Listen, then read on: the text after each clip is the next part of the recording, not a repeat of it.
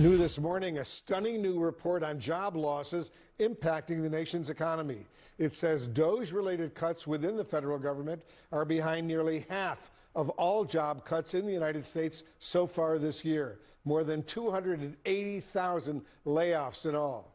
Let's discuss this and more with Democratic Congressman Jared Moskowitz, a Florida congressman.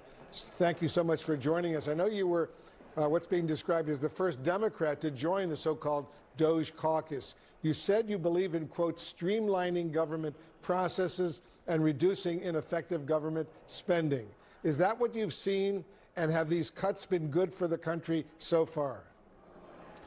No, Wolf. First of all, let's just talk about the first 100 days. I mean, maybe the only president to have a worse 100 days was William Henry Harrison.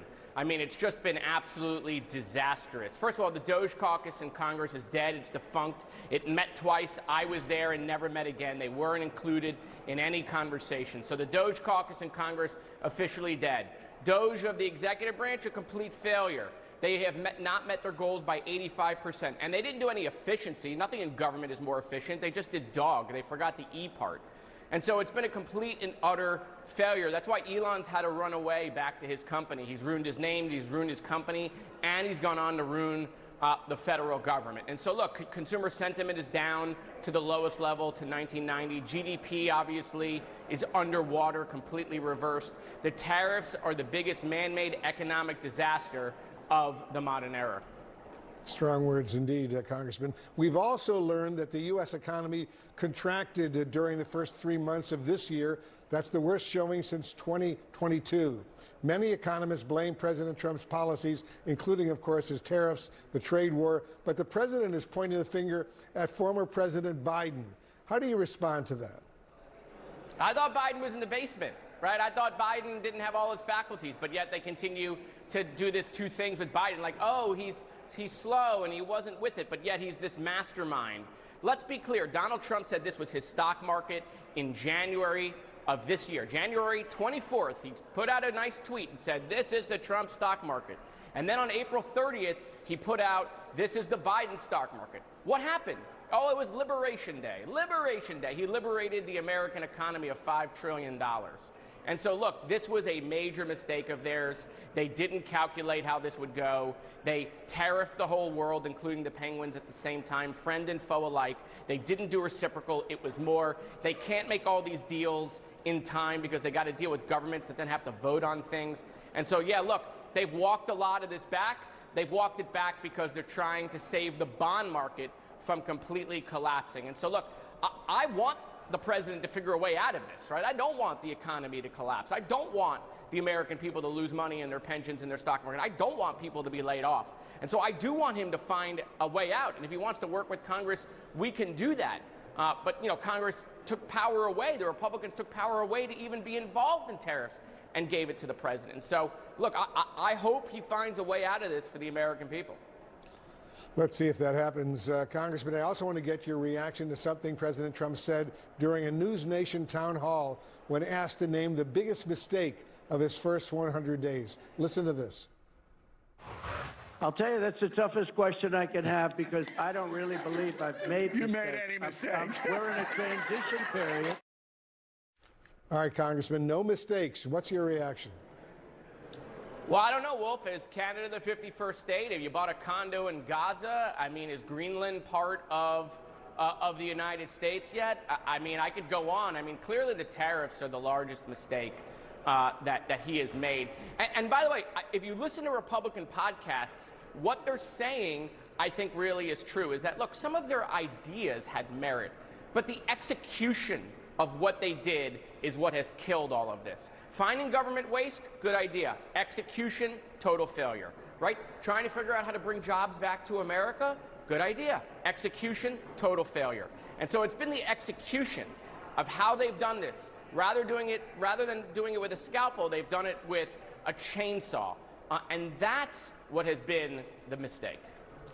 You know, I'm hearing from friends down in your district in Boca Raton that a lot of Canadians who normally visit Boca Raton, tourists, are stopping coming to Boca Raton and other communities in Florida right now in protest of what Trump is saying about Canada becoming the 51st state. Have you noticed a drop in Canadian tourism to Florida? Yeah, it's 80% less is what we're seeing in the travel data.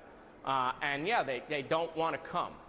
And look, we're getting into better weather for folks in Canada. So as we're getting out of that season, we're not going to see as large of an impact. But when we get back into season, I mean, I expect businesses to suffer, unfortunately, in Florida and in America. And it's not just the Canadians. We're seeing this sentiment, obviously, around the world. And so, look, this is not too late to reverse. Okay, some of this damage will take time to fix. But figuring out a way out now is what this administration needs to do. I mean, look, Donald Trump, you know, he's good at winning elections in America. He's also good at swinging elections in Canada.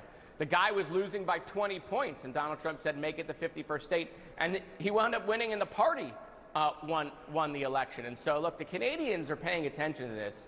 Yeah, and this was not a fight to pick with Canada. It's not just the Canadians. People all over the world are paying a lot of attention to what's going on here in the United States. On a separate issue, Congressman, Kamala Harris gave her major first speech since leaving last night, and she used her remarks to go directly after President Trump's policies and which he called his greatest man-made economic crisis. I want to play a clip of what she said. Listen to this. Some people are describing what's been happening in recent months as absolute chaos. And of course, I understand why. And it's certainly true of those tariffs. Tariffs that, as I predicted, are clearly inviting a recession. Do you think, Congressman, the former vice president speaking out now publicly, as she did last night, is going to be helpful for Democrats? Well, look, it's good to see her back. I'm glad she's out there. Obviously, we'll have to see what she wants to do on a go-forward basis, what she wants to run for or want to have a position. But she has a big voice in the party, right? She was our last nominee. She's the former vice president. And yes, she was right on tariffs, as was every economist. But look, Trump is doing everything he said. I know there were people who are like, oh, he doesn't mean it, right? But he's doing everything he said. The only thing he hasn't done is he hasn't had dinner with Hannibal Lecter. Everything else that he said on that stage, he has done exactly as he said it. I'm sorry some people didn't think he was telling the truth. But again, I want the president to succeed. I don't want him to continue to ruin the economy. I want him to figure out how to fix this. I got seniors who depend on their pensions. I got seniors that depend on their Social Security, their Medicare, their Medicaid, which they're talking about cutting up here. And so we have to figure out how to now get ourselves out of this now that we've opened Pandora's box. I mean, I can tell you, I meet with ambassadors because I'm on the Foreign Affairs Committee, okay, and I'm not going to name different countries, but they all recognize that this is an economic disaster created by America. That's a different conversation than wanting to bring jobs back to America. Look, I was the director of emergency management for Ron DeSantis during COVID. I saw the supply chain issues, right? We do have to onshore some jobs. We could have done that when we spent $6 trillion in the Trump administration, the Biden administration. We could have figured out how to onshore jobs. That was a missed opportunity. But we can do it now. We can't tariff the whole world and bring all those jobs back because then the cost of goods is going to go up dramatically. Trump talked about how, you'll only be able to afford $2 instead of 30. It's a weird analogy for an 80-year-old president. But at the end of the day, costs are going to go up. And we have to figure out how to make things more affordable for Americans. Congressman Jared Moskowitz, a member of both the Foreign Affairs and Judiciary Committees, thanks so much for joining us. Thank you.